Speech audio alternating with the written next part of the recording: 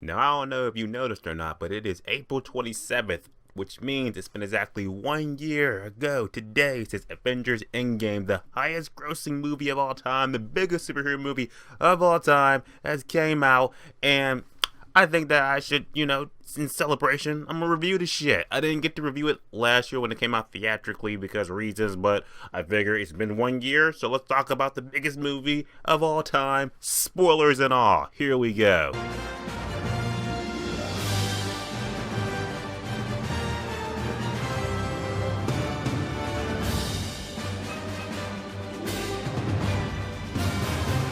Marvel Studios Avengers Endgame. So Avengers Endgame is the latest Marvel movie in the Marvel Empire. That's Marvel. Everything we've been wanting from 2008's Iron Man all the way up to now is just what it's been building up to. The Avengers versus Thanos, one last showdown is just, save everybody because Infinity War left us like, what? But yeah, the level of hype for this movie was just unparalleled. Like, oh my god, like, this movie was anticipated like right after Infinity War wrapped up. People were just like, oh yeah, Avengers Endgame, or Avengers 4, because we didn't know what the hell it was called. I remember when the trailer first came out, we didn't know what it was called. I was at work, and I saw it was like Avengers 4, and then I saw the trailer, and I was like, oh, it's called Endgame.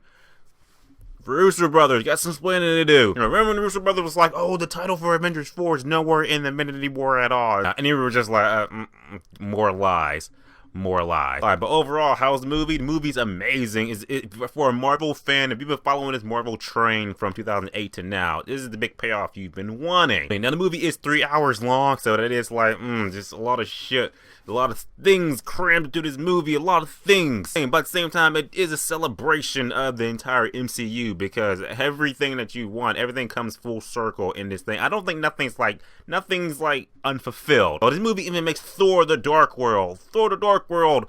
Like, yeah, that movie, that was pretty important. Look at the pros and cons. I believe that Avengers Endgame is on Blu-rays. You can watch it on Disney Plus. Watch it. Let's talk about the movie because it's great. Here's why. Acting in the movie, like I said, the acting is our MCU characters that we know and love. No, Robert Downey Jr., Chris Evans, Chris Hemsworth, all the Chris's. I'm gonna give a lot of props to in the first half of the movie is Robert Downey Jr. because he had to sell that shit in the beginning. Like, yeah, I got my ass kicked by Homer Simpson. Thought I was gonna die in space, and then I come back and half the world is just dusted and shit. And I thought I lost Pepper. He's like taking it all in. Like that first time he meets with Cap back at HQ, and it's just like, I have no options, no trust, zero zip, liar. I was just like, Tony, damn, I'm feeling it. Come on, man. I under A game in this movie, more or less. Like I said, this is like the celebration of the MCU. Everybody does great. I love everybody is in this movie. So acting wise in the movie, everyone embraces it. Everyone kills it. It's great. Right? Even a character that you thought like, oh wait, he was from Winter Soldier. Shit, he's back. Oh, he was from Captain America, First Avengers. They're in the movie too. So, like I said, it just pays off. Everyone that you watch the MCU movies pays off. They're on the movie. It's great. Right now, plot in the movie, like I said, we're gonna talk about spoiler because it's been a year this movie's been out. If you haven't seen Avengers Endgame by now, you deserve to have it spoiled. So here's the plot of the movie. The movie kicks off immediately, like a little bit right after where Infinity War left us with what you had. First we see Hawkeye and his family. Yeah. First I saw the movie, and the movie just kicked off, and you saw Hawkeye with his family and his daughter. I was just like, oh shit. This is bad news bears. But then he gets dusted, and it's just like, it was so sad because he's just like, he's just looking around and his family's just gone. You're just like, that's a scary feeling. You just like, you're with your daughter one moment, nothing you know, she's just gone. She's dust. Now we pick up with Tony Stark and Nebby on the ship and everything like that. They're stranded in space, and then Captain Marvel comes to save them, brings them back to Earth, and they're pretty much just like, yeah, I'm gonna go kill Thanos. Thor's all about that shit, so they zip off to where the garden where Thanos is at and shit, and Thor goes for the head and cuts his head off, and you're just like, oh, okay, day saved, right? No, because Thanos used the stones again to destroy the stones, which I thought was really smart because the first time I saw it, I was just like, oh, okay, we're getting Thanos right now.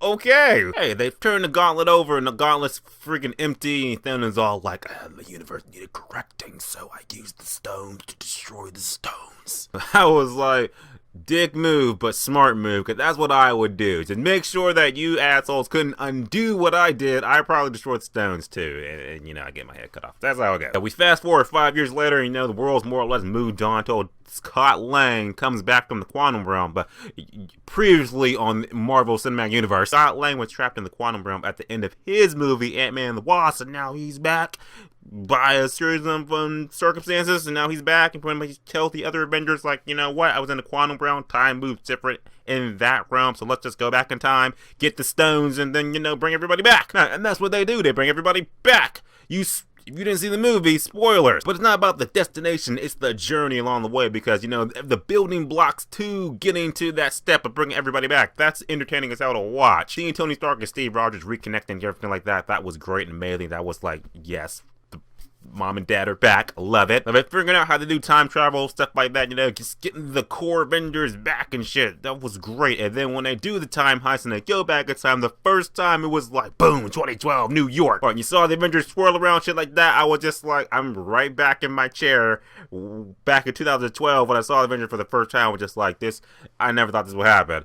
And now it's happening. But it was just great going back down that rabbit hole again, that nostalgia, because it's nostalgia at this point. Like 2012 Avengers, that was good times, right? That was hype. And then we get to the end of the movie more or less, and the fact that, you know, everyone's brought back, but of course Thanos found a way to come back because he's not dead in the past, and now he came to the future, and now he's like, you know what, thanks for getting the stones, and I could just, you know, you guys were ungrateful, so I'll just wipe out your universe and just start all over again. Avengers ain't having that, because Thor's all like, as long as we're all in agreement.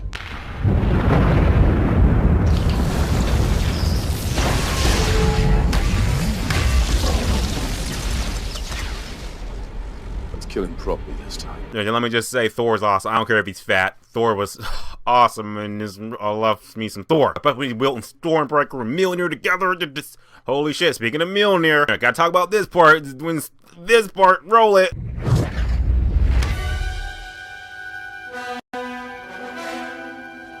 I got no shit. Thor's got the hammer. My theater went crazy when that happened. Oh my god. Pretty sure every theater around the world was just like, Captain America, I knew it. Like, that payoff from Avengers Age of Ultron. You remember that part? I was just like, is he worthy? Is he not worthy? He's a little bit worthy. Like, can you not be worthy all the way? And then he did this.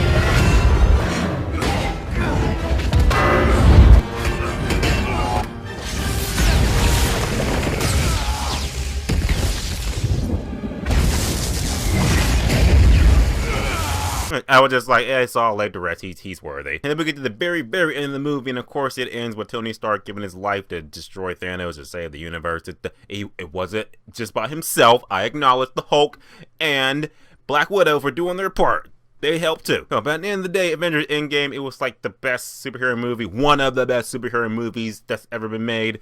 Dark Knight is still up there. But the cast did a great job. It was just a cinematic glory, just seeing everybody come back together, to see this whole 10-year journey pay off. All these movies, everything is awesome. So I can't wait to see what the next 10 years of Marvel has planned for us, even though that might not start till 2021 for all we know, because shit's getting pushed back, who knows. But as far as Avengers Endgame, that wrapped up. That was awesome. That was great. And like I said, Avengers Endgame gets a 10 out of 10, which is fucking awesome.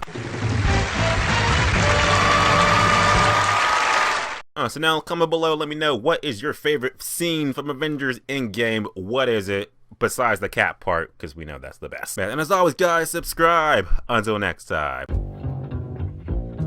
Here they come.